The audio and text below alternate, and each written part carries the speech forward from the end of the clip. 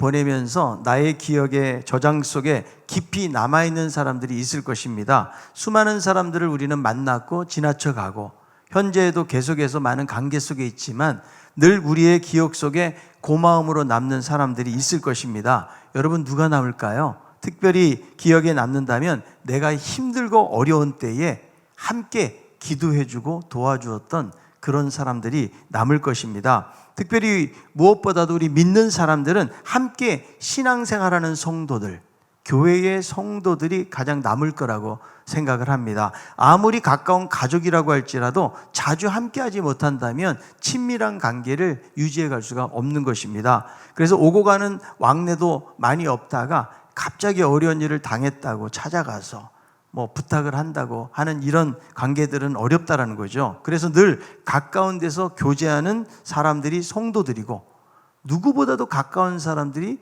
우리 교회 안에 우리 식구들이라는 생각을 해보게 되어집니다. 최근에는 서로 잘 못 보는데 평상시에는 최소한 일주일에 한 번은 보잖아요. 그리고 가까운 분들은 거의 날마다 만나는 분들도 계시다라는 거죠. 물론 어떤 사람은 저 왼수 덩어리는 안 봤으면 좋겠다, 이런 사람도 있을 수 있겠지만 자신이 신앙 안에서 건강한 삶을 살아간다면 대부분의 사람들을 만나고 싶은 사람들이라는 거죠. 그런데 여러분, 만나도 그냥 만나는 것이 아니고 정말 친하게 만나는 사람들, 함께 밥도 먹고 어디 놀러도 가고 또 차도 마시면서 이야기도 하고 삶의 여러 가지 어려운 문제들에 대해서 나눌 수 있는 사람들이죠. 그래서 가깝게 교제를 하고 살아가는데 이렇게 지내다가 어려움을 당하잖아요. 나 몰라라 하지 않는다는 거죠. 누구보다 관심을 가지고 함께 걱정해주고 함께 울어주기도 하고 함께 기도와 격려를 해준다는 거예요. 그래서 평상시에는 잘 모르다가 막상 내가 병들고 아프고 무슨 문제를 직면하게 될 때에 내 옆에 있는 성도들이 얼마나 소중한 사람이라는 사실을 깨닫게 되어지는 거죠. 여러분, 나 혼자 살면서 어려움을 당한다면 참 견디기가 어려워요. 그러나 옆에서 기도해주고 도와주는 사람이 있을 때에 우리는 그런 어려움들을 이길 수가 있는 것이죠. 그래서 이렇게 교제하다 보면 여전히 우리가 시간이 흘러가도 나의 기억 속에 고마운 사람들로 남아 있다라는 거죠. 여러분, 성도들은 무슨 조건 때문에 만나는 사람들이 아니라는 거예요. 아무런 조건이 없어도 그냥 성도기 때문에, 교회 한 식구기 때문에 함께 도와주고 기도해 주는 것이죠. 그래서 정말 여러분, 귀한 사람들은 교회 안에 있는 성도들이에요. 아멘. 자, 옆에 있는 분에게 당신이 가장 귀한 분이십니다. 여러분, 사도 바울이 감옥에 갇혀 있지만 여전히 마음의 신뢰를 하고 늘 힘이 되는 사람들이 있는 거죠. 그래서 자기 자신은 직접 이 빌립보라는 지역에 갈 수 없지만 그동안 늘 함께하면서 신뢰해왔던 그런 일꾼들을 추천해서 보내려고 하는 거예요. 먼저는 우리가 몇 주 전에 보았지만 디모데라는 사람인데, 이 디모데는 어느 누구보다도 성도들의 사정을 진실하게 생각해 줄 아는 사람이에요. 오직 그리스도의 일을 구하고 복음을 위해서는 자기 자신을 아끼지 않는 삶을 살았던 이 디모데를 보내고 싶어 했어요. 그리고 오늘 본문에 보면은 에바브로디도라는 사람이 나오는데, 이 사람도 참 신실한 동역자고 바울과 함께했던 이 사람을 빌립보 지역에 보내려고 하는데, 오늘 본문에 등장하는 이 에바브로디도라는 사람은 어떤 사람인가 우리가 생각해 보려고 합니다. 첫 번째로 바울의 필요를 돕고 섬기는 동역자였다는 것입니다. 이 에바브로디도라는 사람은 이 빌립보서에만 등장을 합니다. 그러니까 빌립보 교회에서 바울이 감옥에 갇혀 있으니까 갇혀 있는 바울에게 헌금을 전달하고 바울을 돕도록 하기 위해서 빌립보 교회에서 파송한 사람이 에바브로디도라는 사람이죠. 그러니까 빌립보 교회가 에바브로디도를 파송했다는 것은 그에게 헌금을 누구에게 맡기겠어요? 가장 신뢰할 만한 사람이었기 때문에, 그리고 누구보다도 바울 옆에서 잘 도울 수 있는 사람으로 그렇게 생각했기 때문에 이 사람을 추천해서 보낸 것입니다. 오늘 본문은 에바브로디도를 어떻게 소개합니까? 2장 25절이에요. 그러나 에바브로디도를 너에게 보내는 것이 필요한 줄로 생각하노니 그는 나의 형제요 함께 수고하고 함께 군사된 자요 너희 사자로 내가 쓸 것을 돕는 자라. 그래서 여기 나의 형제고 함께 수고하고 함께 군사된 자고 너희가 보낸 그런 사절, 메신저고 나의 쓸 것을 돕는 자라고 그렇게 바울이 말씀해주고 있는데, 이 에바브로디도라는 이름은 헬라의 사랑과 미의 여신으로 알려진 아프로디테의 사랑을 받는 자, 이런 뜻을 가지고 있는 이름입니다. 그래서 헬라 사람들에게 많이 사용되는 이름 중에 하나인데, 이 이름을 통해서 볼 때에 에바브로디도는 유대인이 아니고 이방인이라는 사실을 알 수가 있는 거예요. 그런데 예수님을 영접하고 함께 바울과 동역을 하면서 사도 바울이 에바브로디도를 누구라고 표현하는가 하면 나의 형제라고 표현을 하거든요. 여러분, 다른 곳에서도 보면 그냥 형제라는 말은 많이 있어요. 그런데 나의 형제다. 그러니까 얼마나 지금 친밀하고 밀접한 관계인지를 보여주고 있다는 것입니다. 그리고 함께 수고하는 동역자고 함께 군사된 자다. 지금 바울은 거짓으로 꾸며진 반란죄로 재판을 받고 있기 때문에 함께 있다가는 추종자로 몰릴 위험에 처할 수가 있다는 거죠. 그래서 사도 바울 옆에 함께 했던 사역자들도 저버리고 떠나가기도 했다는 거죠. 그런데 이 에바브로디도는 마치 전쟁터에 함께 나가는 군사처럼 사도 바울 옆에서 잘 지켜주고 있다는 사실에 대해서 말씀해주고 있다는 것입니다. 특별히 이 돕는 자라는 말이 나오는데, 이 말은 바클레이라는 주석가에 의하면 빌립보 교회에 헬라적인 사고방식을 가진 사람들에게 매우 의미 있는 말이라는 거예요.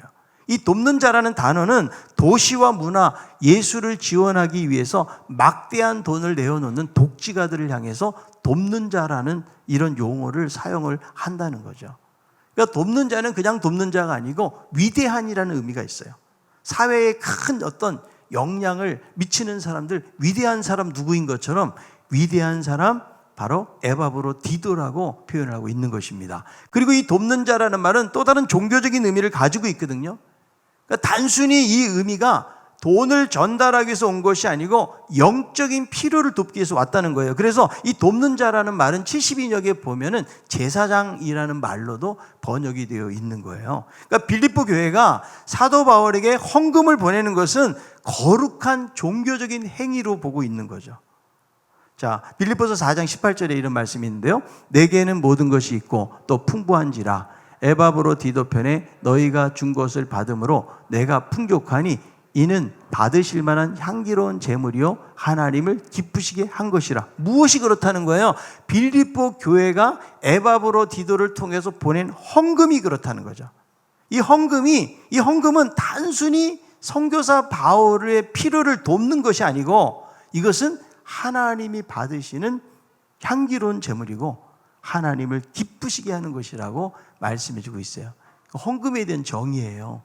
여러분, 우리들이 하는 헌금은요, 단순히 내가 가지고 있는 돈을 교회라는 공동체에 기부하는 것이 아니라는 거예요. 이것은 향기로운 제물이에요. 마치 구약에서 여러분 제물을 태워가지고 향기를 태운 것을 하늘에 올려보내는 것처럼 우리의 헌금을 통해서 하나님이 받으시는 향기로운 제물, 하나님을 기쁘시게 하는 것이라고 말씀해 주고 있다는 거죠. 그래서 여러분, 하나님 앞에 헌금을 한다는 것은 무엇을 말하는 거 하면 하나님을 사랑한다는 신앙의 고백이에요. 이것은 아주 거룩한 종교적인 행위인데, 그래서 여러분 예배 시간이 꼭 있는 시간이 헌금 시간이에요. 여러분, 헌금 시간이 즐겁습니까? 아니면 고통스럽습니까? 네, 즐겁다고 그랬어요. 예. 그래서 헌금이 뭐냐? 하나님의 말씀에 응답을 하는 거예요.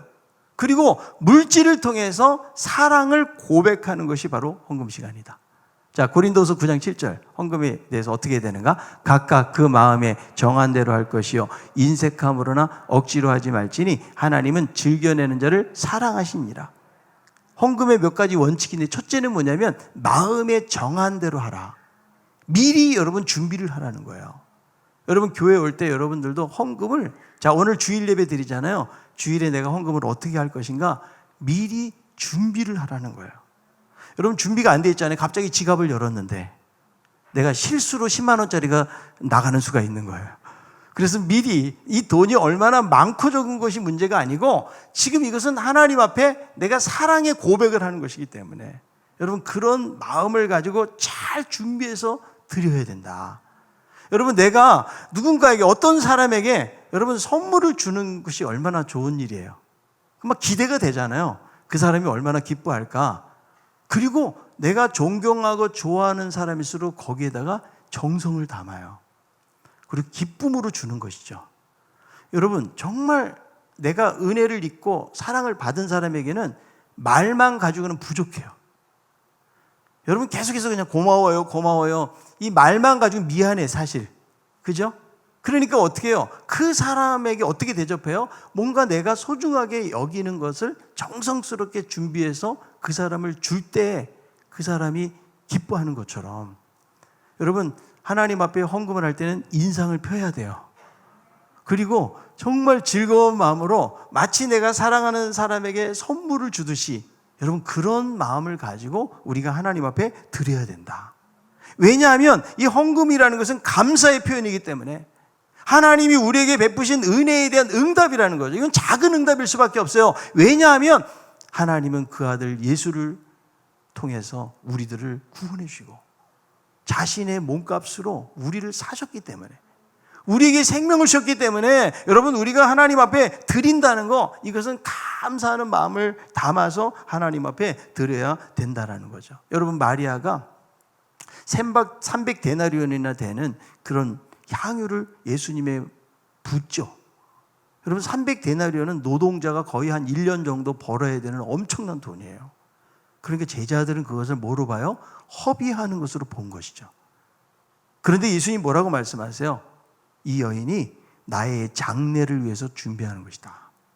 지금 제자들은 예수님의 장례 전혀 생각하지도 못하고 있어요. 물론 마리아도 예수님의 장례까지는 생각을 못했다는 거죠. 그런데 그 값비싸고 귀한 향유를 부을 때 이것은 주님이 받으시는 향기로운 제물이 되고 그것이 하나님을 기쁘시게 하는 것이라고 말씀하고 있는 것입니다. 여러분, 한 가난한 과부가 2렙돈이에요. 2렙돈 얼마 되지 않는 돈이거든요. 근데 그 당시에 성전에 와서 많은 부자들이 돈을 냈어요. 많은 돈 중에서. 그런데 예수님의 관심은 별로 거기에 없었어요. 근데 한 가난한 과부가 생활비 전부예요. 2렙돈이. 그거를 전체를 넣는 것을 보고 관심을 가지고 가시는 그런 예수님을 보면서, 그것이 무엇입니까? 향기로운 제물, 하나님이 기뻐 받으신 것이 되었다는 거예요.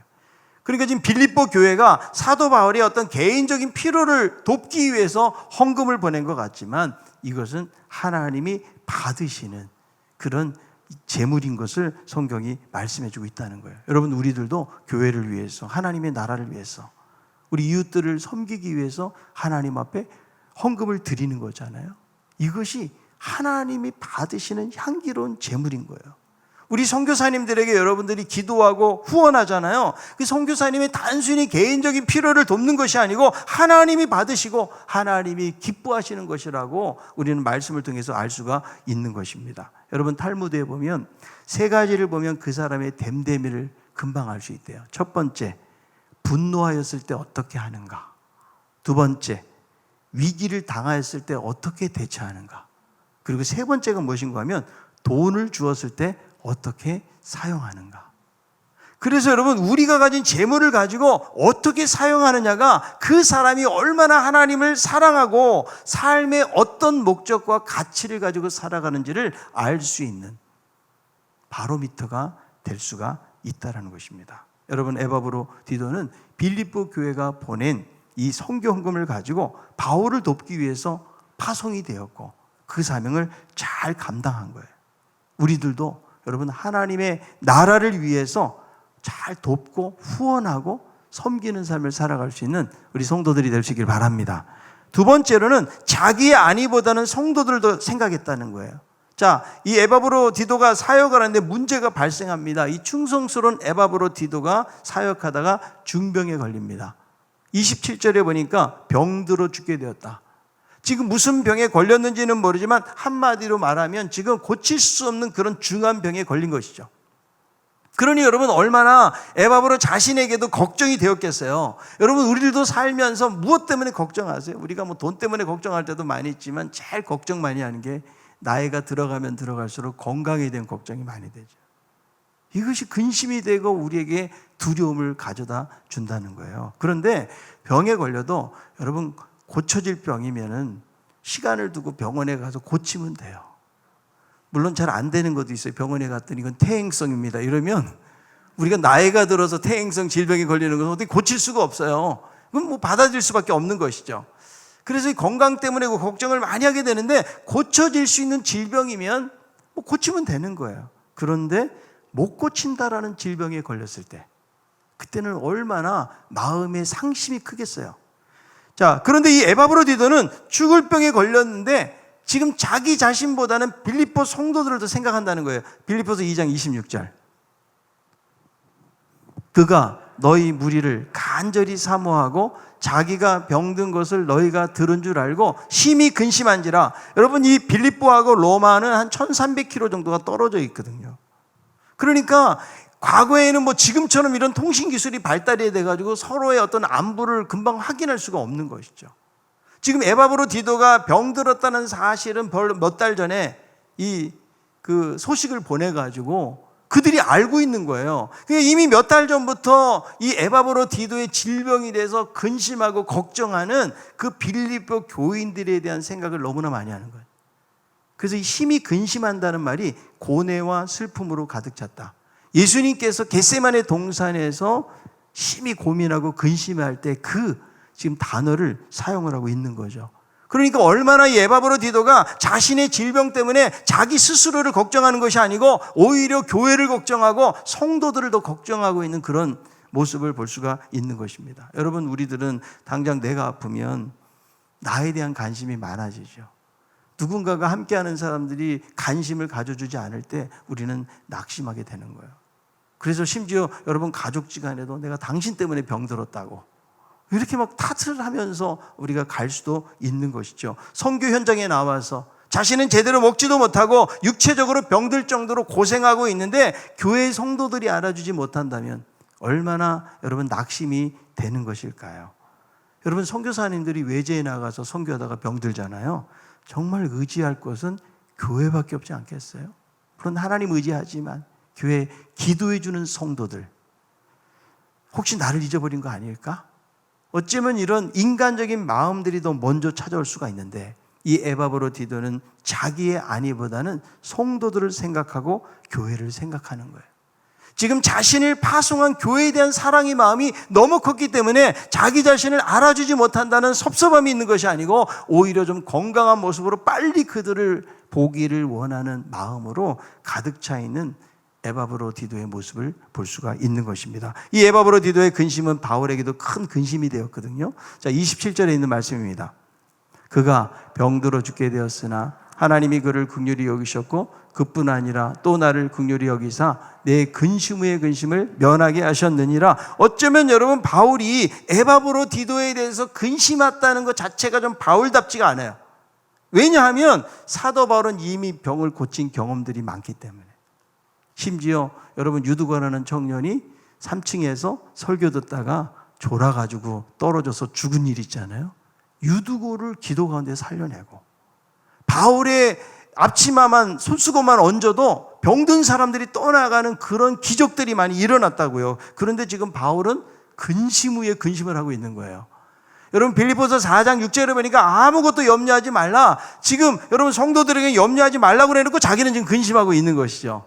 여러분, 이 바울의 염려는 단순히 에바브로디도가 죽을까 봐의 염려를 하고 있는 것이 아니라는 거예요. 하나님 나라의 사역을 하다가 죽는 거 영광이고요, 응당히 사역자로 감당해야 될 것이고, 이런 믿음을 이미 사도 바울은 가지고 있는 것이죠. 그런데 바울은 무엇이 근심인가? 지금 빌립보 교회 성도들에 대한 근심이 있고, 또 하나는 무엇입니까? 그동안 동고동락하면서 함께 수고한 사역자에 대한 사랑의 마음 때문에 근심을 하고 있는 것이죠. 저도 사역을 하다가 먼저 세상을 떠난 성도들을 생각할 때에 안타까움을 많이 갖게 돼요. 정말 신실하고 하나님과 교회를 위해서 열심히 헌신하고 충성하던 우리 성도들이 세상을 떠나면 그건 너무나 가슴 아프고 힘든 일이죠. 여러분, 우리가 예수 믿고 사랑하는 사람이 죽었는데 슬퍼하지도 않고 그냥 눈물 한 방울 안 흘리는 거, 이것이 저는 믿음이 아니라고 생각해요. 우리는 그 죽음에 대해서 슬퍼하고 울어야 돼요. 근데 성경이 슬퍼하지 말라는 말이 아니에요. 과도하게 아무런 소망이 없는 자처럼 그렇게 하지 말자는 것이지, 인간적인 감정이 전혀 흔들리지 않고 무시하고 덮어버려라, 이런 말씀을 하고 있는 것은 아니라는 거예요.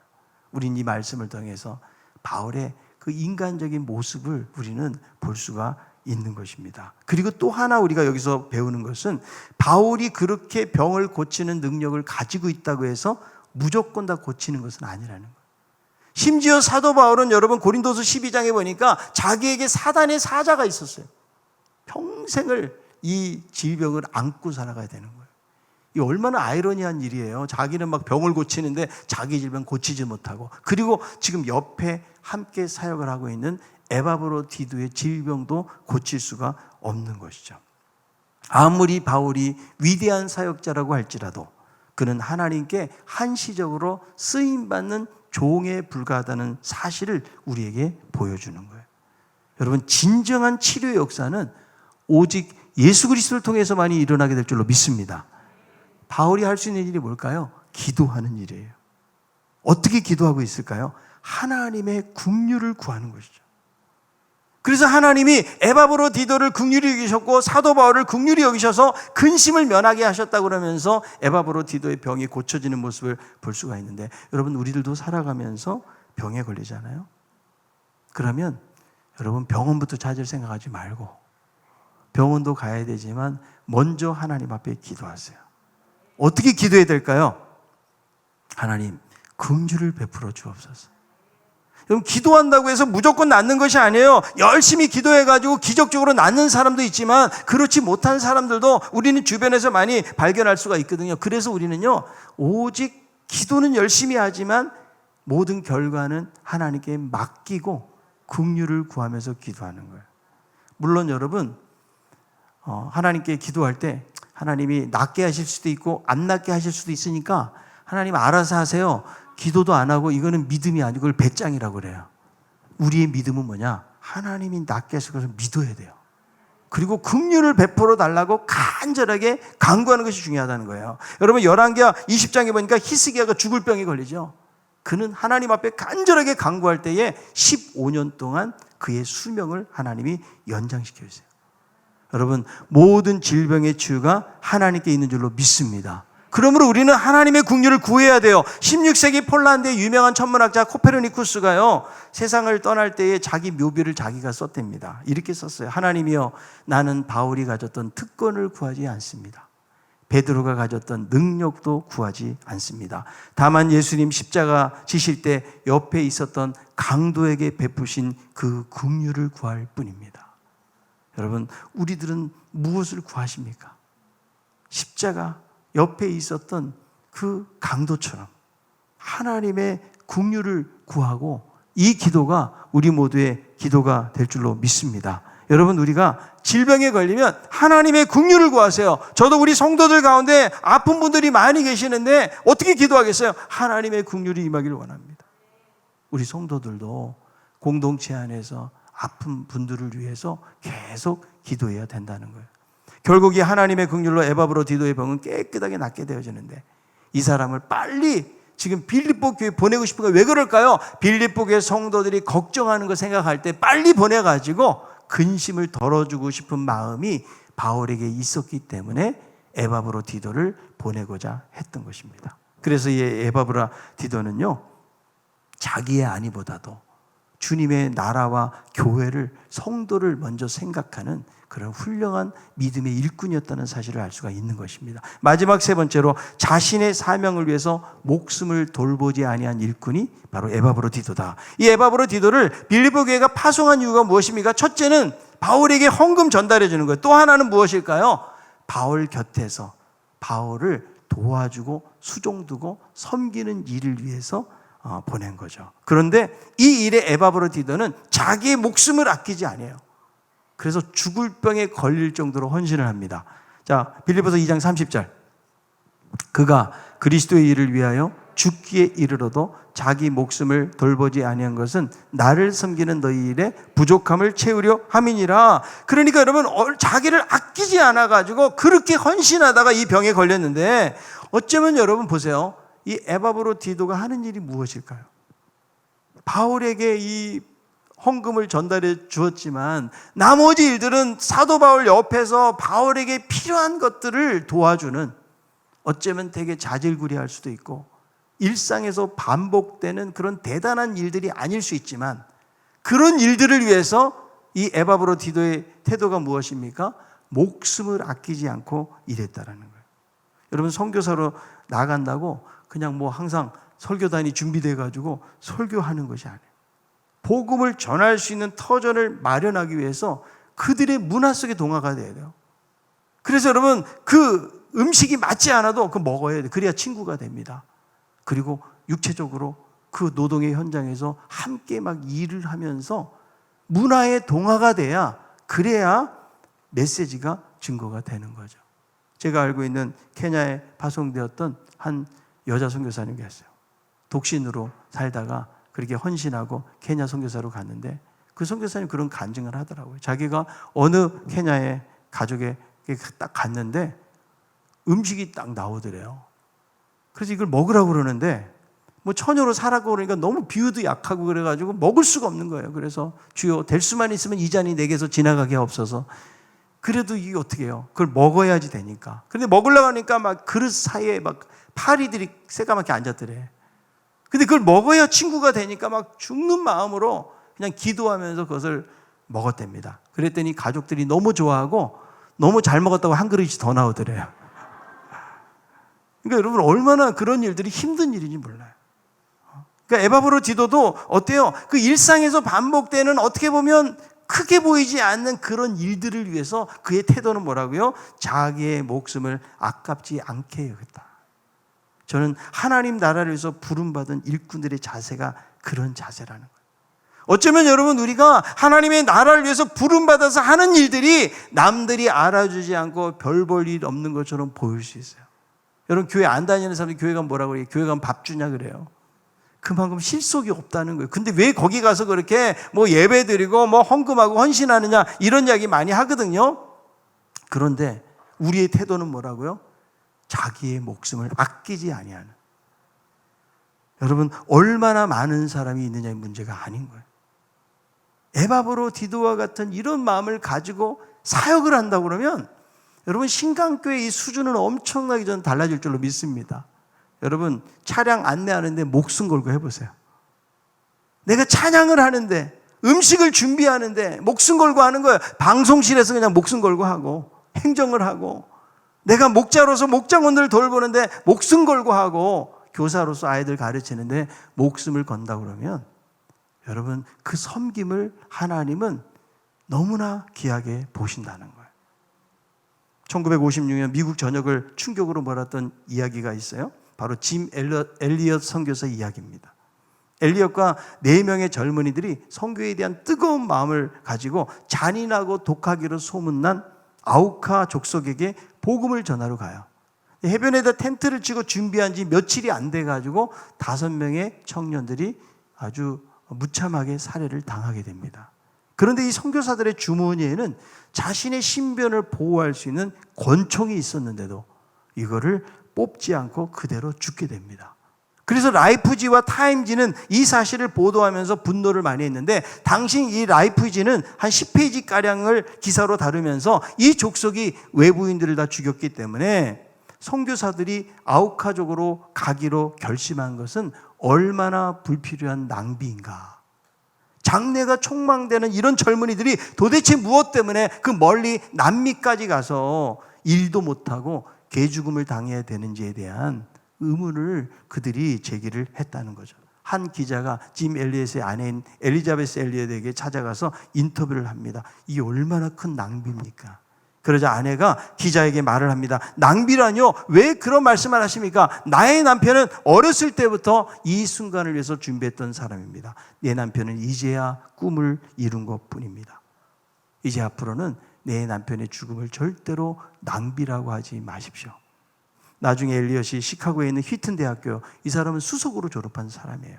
기숙사에 있을 때부터 적었던 글과 일기가 공개되었는데 아내가 그것을 모아서 책으로 출간을 했는데 그 속에는 깜짝 놀랄 만한 말들이 많았어요. 이때 언제 대학교 2학년 때 이런 글을 쓴 거예요. 주님, 성공하게 하소서. 높은 자리에 오른다는 것이 아니고 제 삶이 하나님을 아는 가치를 드러내는 전시품이 되게 하소서. 하나님, 제가 감히 하나님께 기도합니다. 이 부족한 나의 나무토막 같은 인생의 주요 불을 붙여 주옵소서. 제가 주를 위해서 탈 수 있도록 나의 삶을 주께서 소멸시켜 주시기 원합니다. 이 몸은 주의 것입니다. 나는 오래 사는 것을 원치 않습니다. 완전하고 풍성한 삶을 원합니다. 예수님처럼. 그리고 이분이 남긴 아주 중요한 말이 있어요. 영원히 잃어버릴 수 없는 것을 얻기 위해서 영원히 간직하지 못하는 것을 버리는 사람은 결코 바보가 아니다. 그는 이 땅에서 오래 살기를 구하지 않았는데 기도가 응답된 거죠. 전능하신 하나님의 그늘 안에서 그분과 함께 풍성한 삶을 살기를 원했다는 거예요. 여러분, 선교를 그렇게 기도하면서 준비했지만 이 엘리엇은 복음 제대로 한번 전하지도 못해요. 이것이 우리 눈으로 볼 때도 낭비고 허비처럼 보이지만 하나님은 이것을 통해서 복음의 역사를 이뤘다는 거예요. 수년이 흐른 이후에 짐 엘리엇의 아내가 그 지역에 선교사로 들어가서 자기 남편을 죽인 아우카 부족에게 복음을 전하는 거예요. 이 아내도 선교사로 사역을 하다가 2015년에 세상을 떠나요. 이분이 남긴 책도 있거든요. 여러분, 얼마나 놀라운 헌신이에요. 에바브로디도가 자기의 목숨을 돌보지 아니했다는 말은 이 노보트슨이라는 사람에 의하면 도박 용어라는 거예요. 그러니까 자기의 목숨을 복음을 전하고 섬기는 일에 무모하게 걸었다는 거예요. 도박하듯이. 여러분, 이 헌신은 무사안일하게 살아가는 우리들에게 도전과 경종을 던져주는 거예요. 개인적인 안락함과 편안함이 아니고 자신의 사명을 감당하기 위해서 목숨까지 버리고 헌신했던 그 충성됨을 우리들은 배울 수가 있는 것입니다. 여러분, 우리들은 에바브로디도와 같이 주님을 위해서 살아가고 있습니까? 그냥 편하게 살다가 편하게 죽는 사람이라면 그 인생을 요약해 보면 태어났다, 편하게 살았다, 죽었다. 여러분, 우리가 이 땅에 온 목적이 뭐예요? 하나님의 영광을 위해서. 우리 예수 그리스도를 믿는 사람들은 이 세상을 단순히 편하게 살기 위해서 온 것이 아니고 하나님의 나라를 이루고 그 뜻을 이루고 사명을 감당하기 위해서 하나님께서 이 땅에 보내신 거예요. 여러분, 이 에바브로디도의 사역을 보세요. 대단해 보이지 않아요? 바울 옆에서 필요를 돕는 일들, 자질구레한 일들도 얼마나 많을까요? 그러나 자기 목숨을 아깝게 여기지 않았다는 거예요. 우리가 여러분 교회에서도 내가 앞장서고 많은 사람들의 시선을 받는 곳에서 일하지 않는다고 할지라도 나에게 주어진 그 일에 대해서 우리가 겸손한 마음으로 하나님 나라의 일로 여러분 그런 일들을 감당한다면 그런 사람들을 통해서 하나님의 나라는 이루어지게 되는 것입니다. 사도 바울은 에바브로디도를 보내면서 빌립보 교회에 이렇게 요청을 합니다. 29절이에요. 이러므로 너희가 주 안에서 모든 기쁨으로 그를 영접하고 또 이와 같은 자들을 존귀하게 여기라. 이렇게 최선을 다하고 돌아갔는데 이 일꾼을 중간에 왔다거나 포기하고 왔다거나 사명을 감당하지 못하고 온 사람처럼 받아들이지 말고 모든 기쁨으로 받아들여라. 여러분, 교회 안에서 일하는 일꾼들을 여러분들은 존귀하게 여길 수 있길 바랍니다. 우리는 학교 선생님은 얼마나 대단하게 여겨요. 옛날 같으면 촌지 엄청 갖다 줬을 거예요. 요즘은 촌지도 못 갖다 주지만. 그런데 교회 선생님들 별로 귀하게 여기지 않습니다. 우리가 여러분 세상 속에서 관계로 맺어진 사람들에 대해서는 고마움을 많이 갖지만 정작 우리의 영혼을 돌보고 우리를 위해서 기도하고 함께 해주는 우리 목자들, 교회 지도자들에 대해서 우리가 그런 마음들을 잃어버릴 때가 얼마나 많이 있는가. 여러분, 함부로 대하지 말고 뒤에서 말만 하지 말고 격려와 위로로 여기면서 존귀하게 여길 수 있는 우리 성도들 되길 바랍니다. 우리 선교사님들, 여러분 해외에 우리가 가야 될 곳을 대신 가가지고 귀한 사역을 감당해 주잖아요. 여러분 그분들을 위해서 계속 기도하고 후원해야 돼요. 우리 한용관 신은수 선교사님 안식년으로 잠깐 지금 한국에 계시잖아요.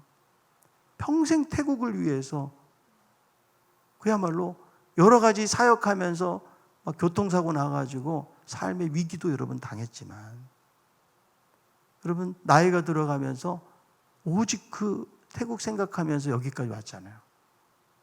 여러분들이 기도하셔야 돼요. 더 후원하시고, 또 내가 여러분 기도하는 거 어떻게 알겠어요? 여러분들이 문자로라도 좀 선교사님 힘내세요. 저희가 기도하고 있습니다. 여러분 그것이 그분들에게 얼마나 큰 격려가 될까 이런 생각을 하거든요. 우린 선교사님들이 나가 있으면 그냥 알아서 거기서 뭐 교회가 부흥이 되고 교회 예배당을 건립하고 이러면 뭐 대단한 일이 이루어졌다라고 여기지만, 그러나 그런 일들을 이루기까지 얼마나 눈물을 흘리고 기도하고 복음을 위해서 수고하는 그런 일들이 많았겠어요. 우리는 여러분 그런 그 깊숙이 들어있는 그들의 헌신과 수고에 대해서 지나칠 때가 너무나 많이 있어요.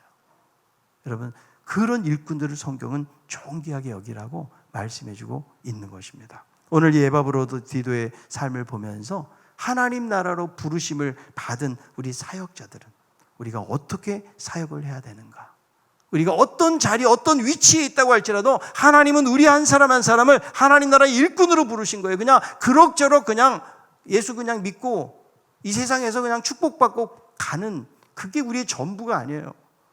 하나님 나라를 생각하고 여러분 교회를 생각하고 위에서 더 기도하고, 야 교회가 사명 감당하는데 우리 교회가 물질적으로 어렵지는 않은가, 재정적인 관심을 가지시고 또 앞장서서 일하는 일꾼들을 여러분들이 잘 돕고 섬기는 일들이 너무나 중요하다.